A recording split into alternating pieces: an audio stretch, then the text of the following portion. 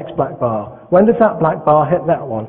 And it's 1, 2, 3, 4, 5, 6, 7, 8, 9, 10, 11, 12, 13, 14, 15, 16, 17, 18, 19, 20. It's 20 187-year cycles. That's 20 multiplied by 68,302. That's 1,366,040 days. And that was a number worshipped by the Mayas of Central America. Now, do you see the problems? Okay?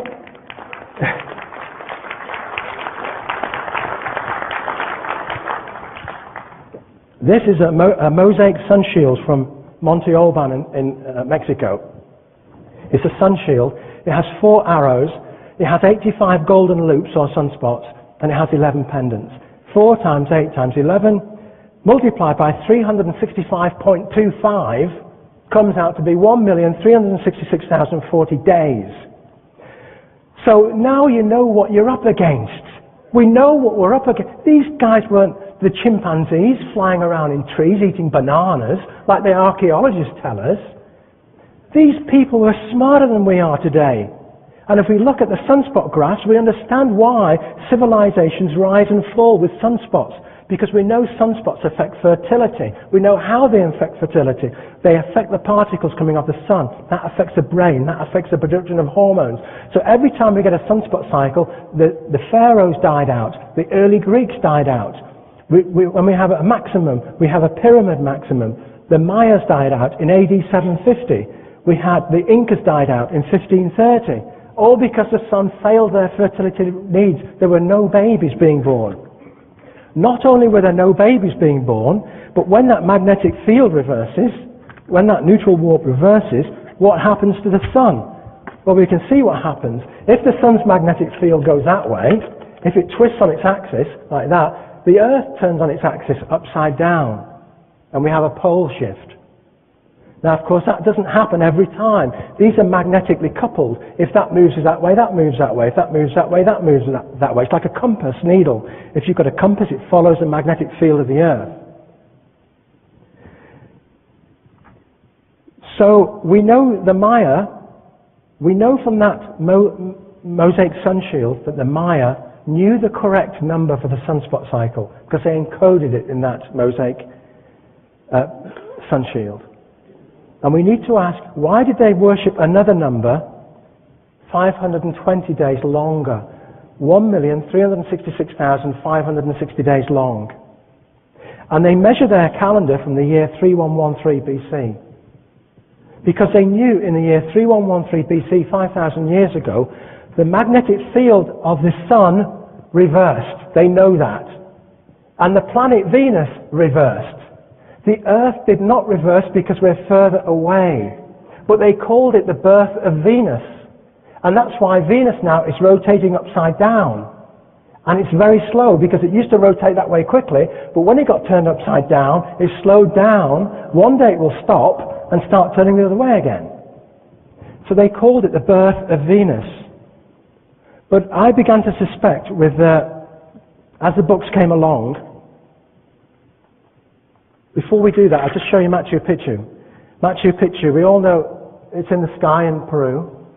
And what you probably haven't seen is that, if you've been there, is that all of the windows are bricked up. There are no windows at Machu Picchu, except in the observatory. All the windows are blocked up. So why build a window and block it up? Melatonin, the jet lag hormone, is maximum at 3 o'clock in the morning when it's dark. And 2 guys, Pierre Pauly and Riegelson, 2 Americans, doctors, wrote a book in 1999, The Melatonin Miracle.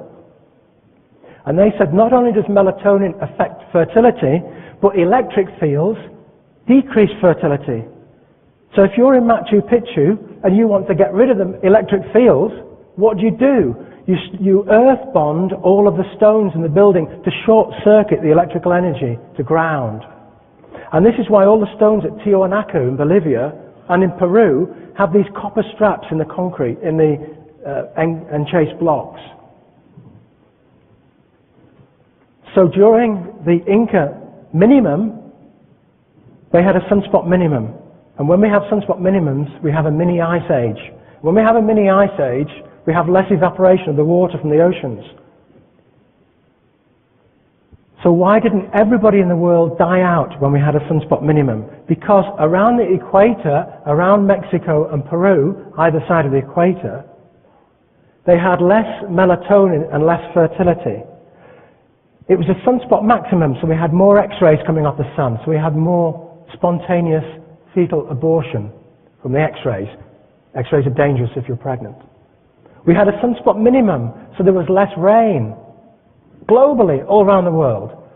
But in equatorial regions, it was more crucial.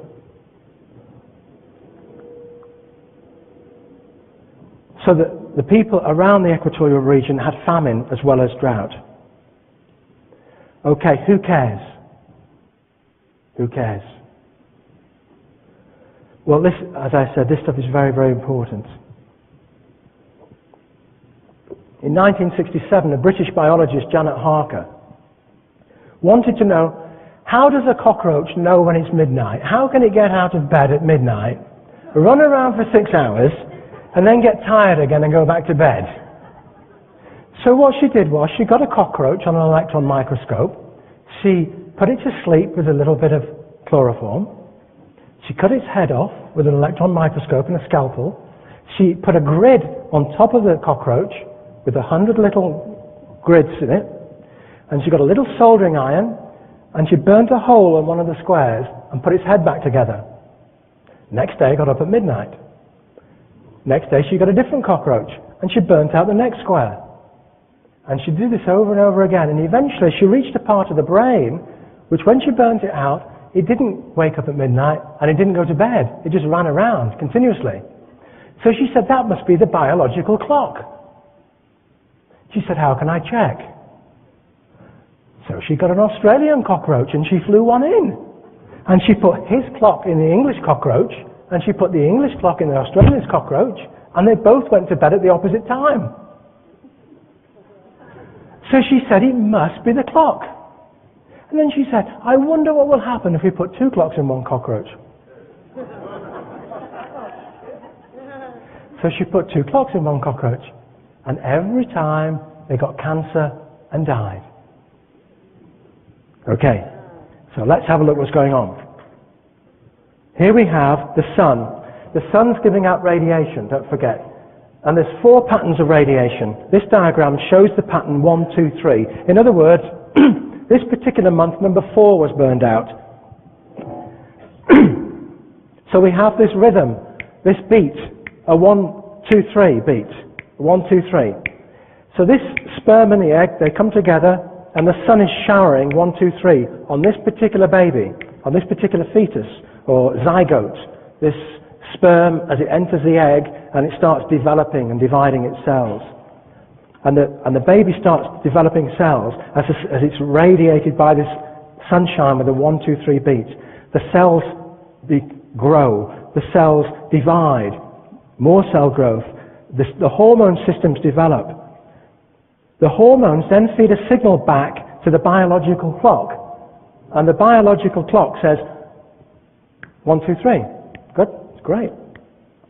And it compares the 1, 2, 3 from the hormone system with a 1, 2, 3 from the sun. And it says, are they together? Yep, great.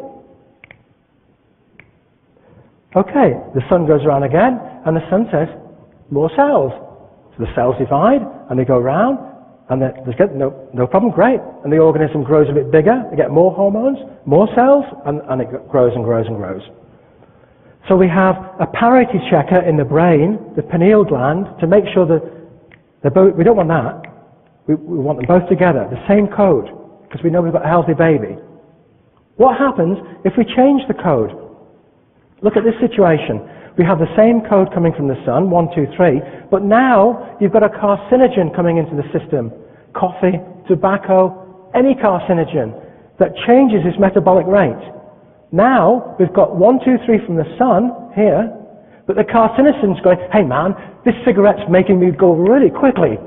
And the other one's going like that, and they say, and what happens is this comparator doesn't switch off the system. And what happens is we get a cancer loop forming. And so we get